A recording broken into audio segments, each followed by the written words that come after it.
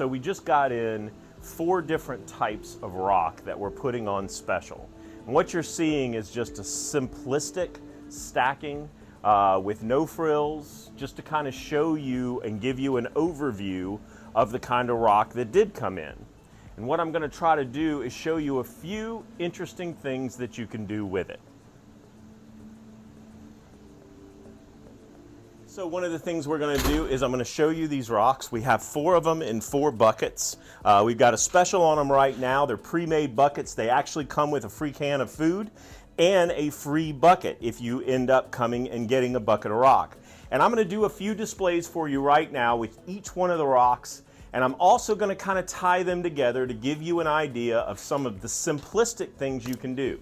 What I'm not going to do is I'm not going to use a lot of other things with it, so you're going to have to use your imagination and come along for a little bit of a rock ride.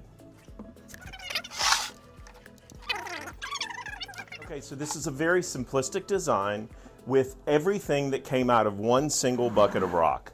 All I've done here is use 3 feet of space, so let's call that a 30-gallon tank, maybe a 38-gallon tank, or even a 45.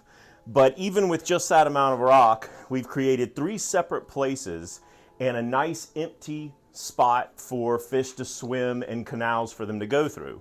One of the things that people make a lot of mistake about with tanks is they like to buy a bunch of pretty, bright things for their tank, especially with freshwater.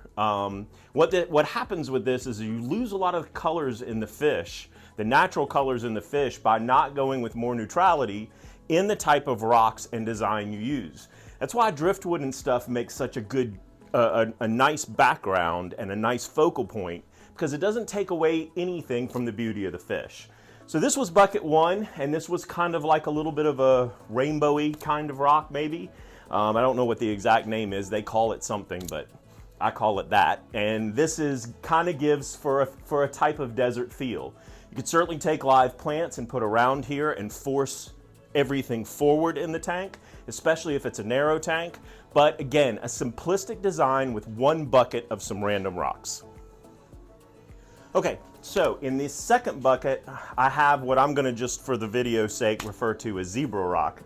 Just for the black and white design, tried to create something that has kind of a Nordic feel, maybe a little Icelandic cave or something like that, and I've done it in 2 feet of space. So this could actually fit in a 20-gallon tank or something like that. Again, we've created pathways for fish to run that makes it fun for them and interesting for the eye when you look at it. And we've also kept with just the theme of the rock. That way there's nothing really competing with the fish. So if you take something like Serpae tetras maybe, or something that has some red in it, it will really pop off of a design like this and that use of color. Again, the focal point and the reason that you bought your fish tank is probably to keep plants and fish, because that was the thing that brought you to it. But with the design, you can enhance the beauty of both of those things. Let's try the third bucket now. Okay, in bucket number 3, we have rock that actually looks like the skin of an elephant or any type of pachyderm. This is a really, really, really cool textured rock.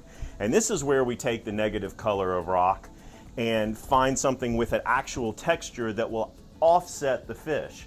And I've done this in 12 inches of space. So these smaller tanks, like your nano tanks, some of the UNS tanks, this is a very, very simplistic design. It doesn't look like very much, but you take a few plants, like a Nubius maybe, and stick them in these crevices, and suddenly you're utilizing the whole base of the tank. And for the smaller fish that you're gonna have in there, they're gonna, as they come through here, they're not gonna be able to get to the back because you've cordoned that off. And right here is gonna be the focal point of whatever you have, even if it's something as simple as a betta.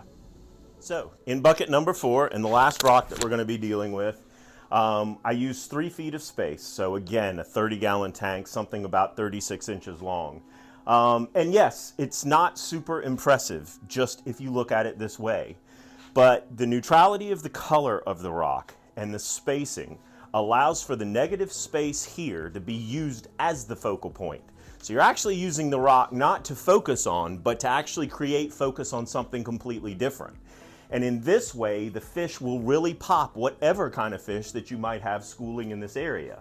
Again, it's only 6 rocks, and It's a very, very simplistic 5-minute design, but if used properly, especially with sand on the bottom, something that makes it pop, or black gravel, you can really focus in on the reason you bought it in the first place, and that's the fish. Okay, so the last thing I'm gonna do is combine pieces in all these 4 buckets to show how this rock could be utilized together. So here we go.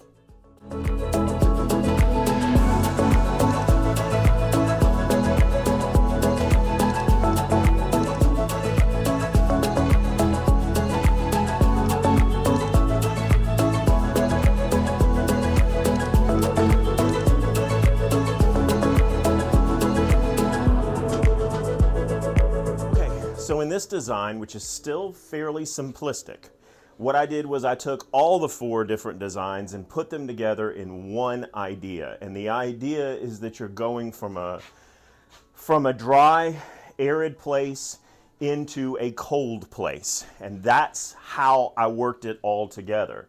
The actual form of this, by taking some live plants, or plastic plants even, and putting them in some of the crevices, will create a very terrestrial design right here.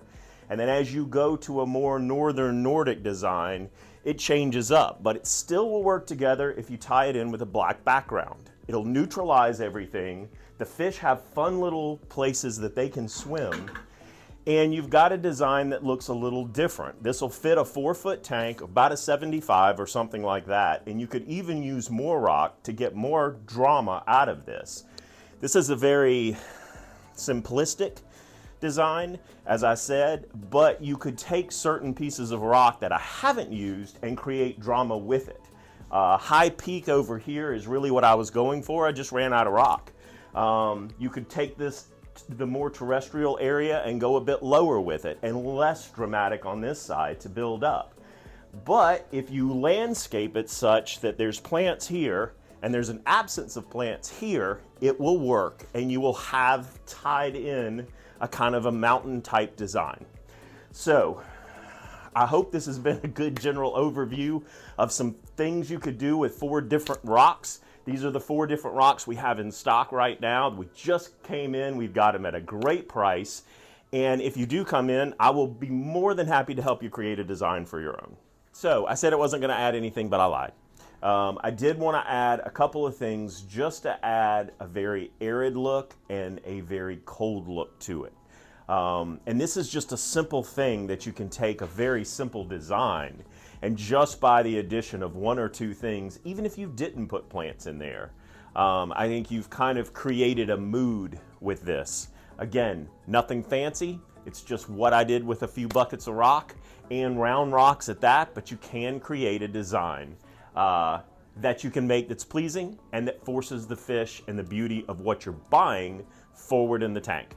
Thanks for paying attention to this video. We're gonna do a lot more with design, a lot more intricate than what I've done with this. This is just a starter video to show you what you can do with some round rocks.